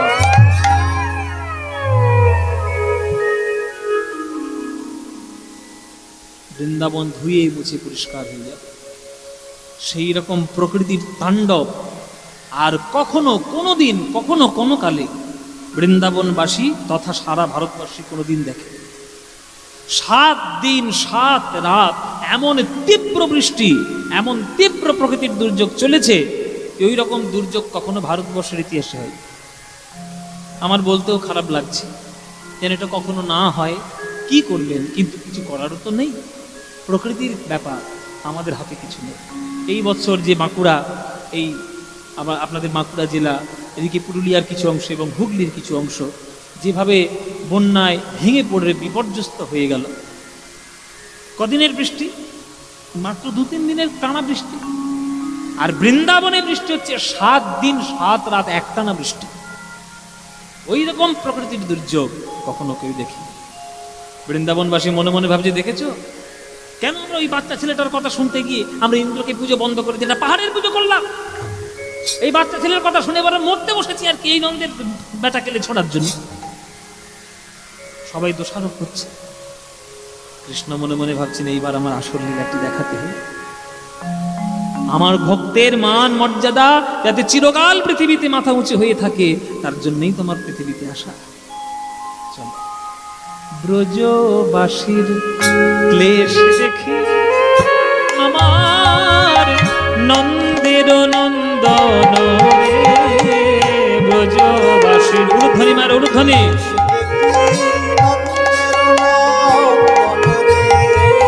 আবার এক হাতে তুলে ধরে,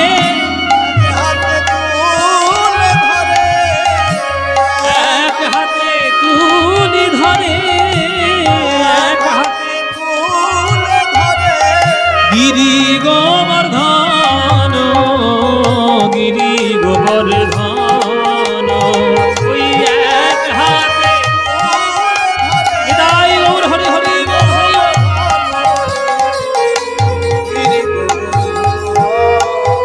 মহিমার উদাহরণ করল কৃষ্ণ। মহিমার উদাহরণ করে বাম হাতের কনিষ্ঠ আঙুলে গিরি গোবর্ধন পাহাড়কে এক খেলার ছলে মাটির পুতুলের মতো তুলে ধরলেন।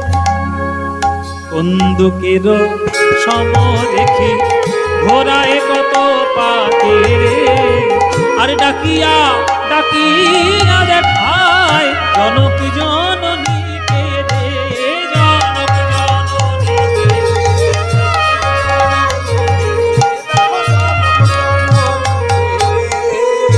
গিরি গোবর্ধন, ওই গিরি গোবর্ধন।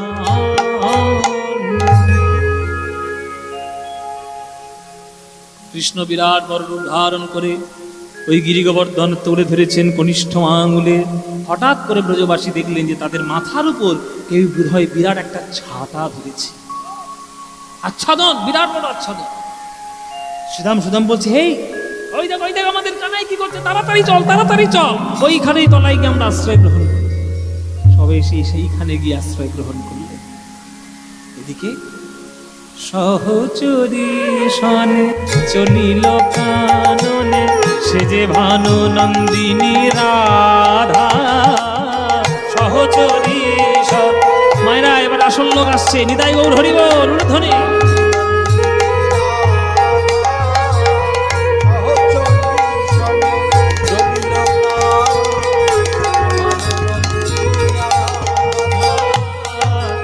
গিরি গোবর্ধন হইয়া হর সমন পুরিল মনের সাধা। গিরি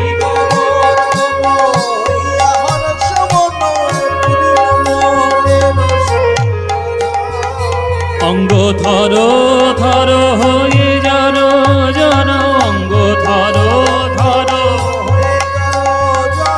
মদন বানে আঘাতে রে, অঙ্গ থর থর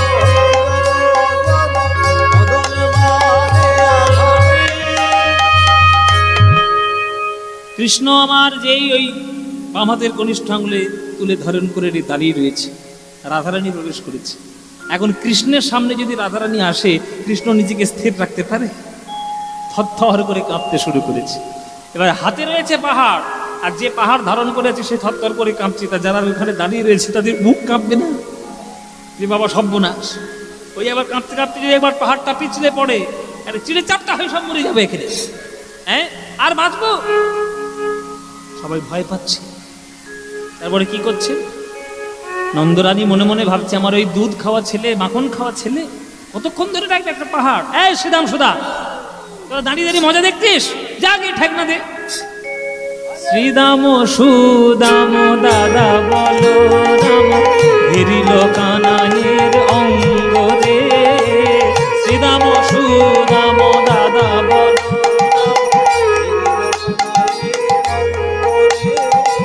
শ্রীদাম সুদাম দাদা বলো রাম, ঘিরিল কানাইয়ের অঙ্গ রে। লঠিকা আনি তারা সহযোগে সব করিল কানাইয়ের সঙ্গ। হরি বল হরি বল।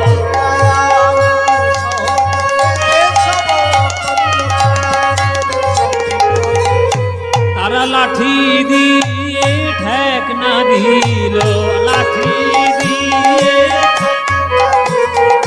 ভাই কানাই বুঝি আমার পড়ে যাবে, লাঠি দিয়ে ঠেক না দিল।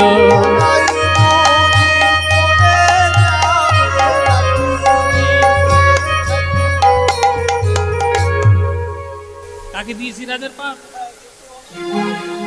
হ্যাঁ, যে ঠাকনা দিতে গিয়েছে সে থরথর করে কাঁপছে।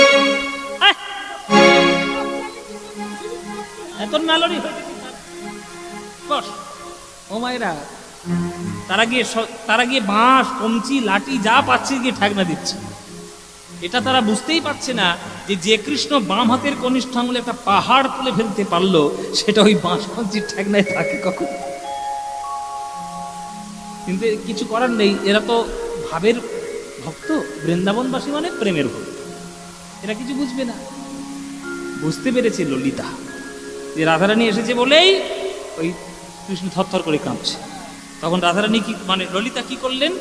ওই রাধারে আড়াল করিয়া দাঁড়ায়, মুচকি মুচকি হাসে গো। রাধারে আড়াল করিয়া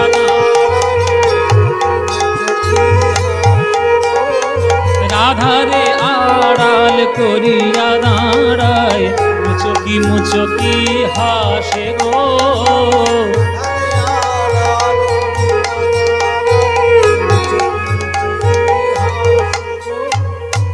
রাধারানীর সামনে গিয়ে ললিতা ধপাস করে দাঁড়িয়ে।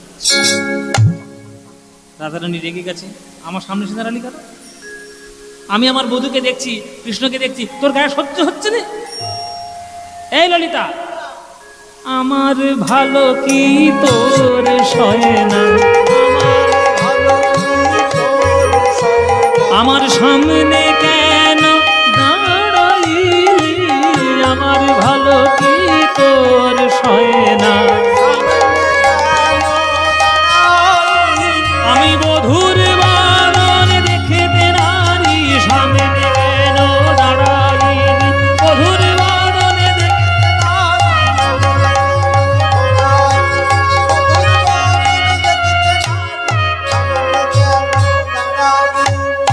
আমার ভালো কি তোর সয় না?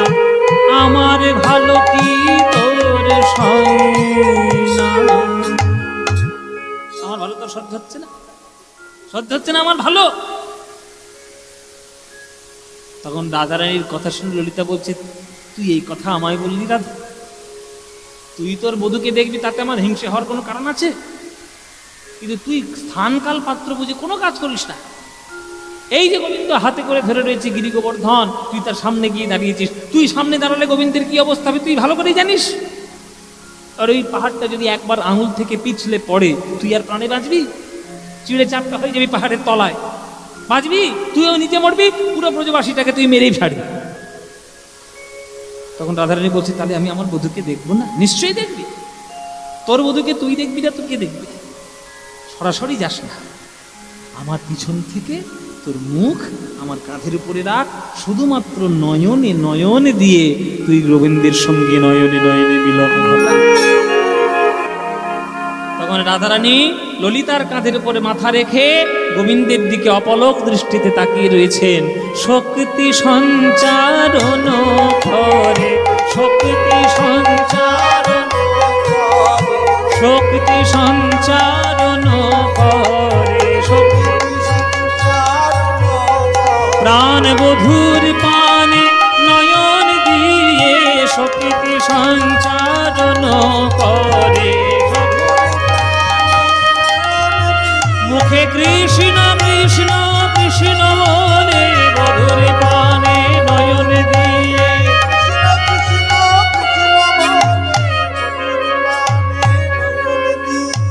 শক্তি সঞ্চারণ করে, শক্তি সঞ্চারণ করে।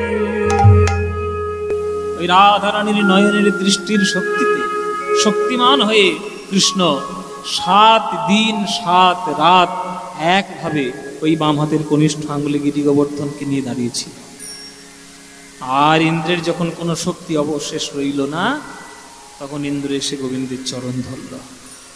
হে গোবিন্দ, ভাই তুমি ক্ষমা করে দাও, আমার অহংকার হয়ে গেছিল। স্বর্গ রাজ্যে বহুত দিন ধরে কোনো অসুর আক্রমণ করেনি, তাই আমি নিজে ভাবতে বসেছিলাম আমি বোধহয় সর্বশক্তিমান হয়ে গেছি, আমার উপরে কেউ নেই। কিন্তু ঈশ্বর পরম কৃষ্ণ সচ্চিদানন্দ বিগ্রহ অনাদির আদি গোবিন্দ সর্ব কারণ কারণম, তুমি যে সর্বশেষ, তুমি যে আমাদের সর্বশক্তির আধার, ভুলে গেছিলাম প্রভু, তুমি ক্ষমা করে দাও, আর কখনো এই কাজ করবে না। তখন গোবিন্দ বললেন, শোনো ইন্দ্র, আমার ভক্তদের সঙ্গে কখনো লাগতে আসবে না। এই গিরি গোবর্ধন স্বয়ং আমি বলে আজ থেকে জানবে। আমি আজ বৃন্দাবনে ঘোষণা করলাম যে আমাকে বৃন্দাবনে এসে দর্শন করে তারা যা পুণ্য না পাবে তার আরো বেশি পুণ্য পাবে, তারা যদি গিরি গোবর্ধন একবার প্রদক্ষিণ করে নিতে পারে, আমার পূর্ণ শক্তি পূর্ণ কৃপা গ্রহণ করতে পারে। তাই মায়েরা, ওই জন্যই বলছিলাম প্রথমে যে জীবনে যদি কষ্টও হয় একবার, একটু কষ্ট করে অন্তত একবার গিরি গোবর্ধনটা প্রদক্ষিণ করে নেবে। গিরি গোবর্ধন প্রদক্ষিণ করা মানে মনে মনে জানবেন যে স্বয়ং গোবিন্দকেই আপনারা প্রদক্ষিণ করলেন। তাই গোবিন্দকে গিরিরাজ বলা হয়। গিরিরাজ, হ্যাঁ, তিনি গিরি গোবর্ধন ধারণ করেছেন, তাই তিনি গিরিরাজ। ইন্দ্র চরণে ক্ষমা চাইলেন, ক্ষমাও পেলেন। ইন্দ্র চলে গেল, আবার স্বাভাবিকভাবে গিরি গোবর্ধনকে নামিয়ে দিলেন। নামিয়ে দিয়ে আজ বৃন্দাবনবাসীর সঙ্গে মিলিত হলেন। এই হচ্ছে গিরি গোবর্ধন ধারণ লীলা এবং অন্নকূট উৎসবের প্রারম্ভ লীলা। জয় নিতাই, জয় নিতাই। সেই লীলা আমরা আস্বাদন করলাম এতক্ষণ ধরে, আপনারাও এত রাত ধরে আস্বাদন করলেন। চলুন আমরা এবার বিদায় নেব। এবার যাওয়ার আগে দুটি গান গেয়ে, ভজন এবং আমার কীর্তনের একটা নগর কীর্তন গিয়ে আজকের আমরা শেষ করব সবাই মিলে। अच्युतं केशवं कृष्णदामोदरं, अच्युतं केशवं कृष्णदामोदरं, रामनारायणं जानकीवल्लभं, रामनारायणं। अच्युतं केशवं कृष्णदामोदरं, अच्युतं रामनारायणं जानकीवल्लभं, रामनारायणं। कौन कहते हैं भगवान आते नहीं, कौन कहते हैं भगवान भगवान आते नहीं, कौन कहते हैं भगवान तुम मीरा के जैसे बुलाते नहीं, तुम मीरा के जैसे तुम मीरा के जैसे बुलाते नहीं, तुम मीरा के जैसे अच्युतं केशवं कृष्ण दामोदरम्, अच्युतं केशवं कृष्ण दामोदरम्, रामनारायणं जानकी वल्लभं, रामनारायणं। कौन कहते हैं भगवान खाते नहीं, कौन कहते बेर शबरी के जैसे खिलाते नहीं, बेर शबरी के जैसे अच्युतं केशवं कृष्ण दामोदरम्, अच्युतं केशवं कृष्ण दामोदरम्, रामनारायणं जानकी वल्लभं, रामनारायणं। कौन कहते हैं भगवान नाचते नहीं, कौन कहते हैं भगवान कौन कहते हैं भगवान नाचते नहीं, कौन कहते हैं भगवान गोपियों की तरह तुम नचाते नहीं, गोपियों की तरह तुम नचाते नहीं।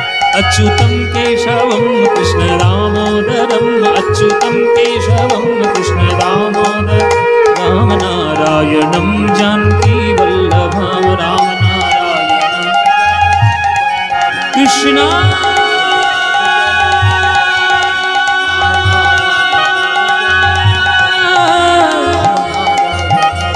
कृष्ण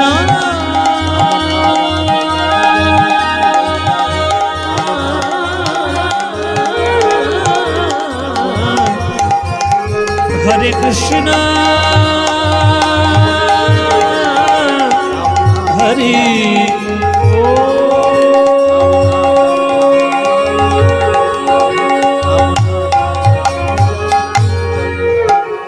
প্রেমানন্দে মেতে হরি বলো, হরি নামের বন্যা যে এলো, প্রেমানন্দে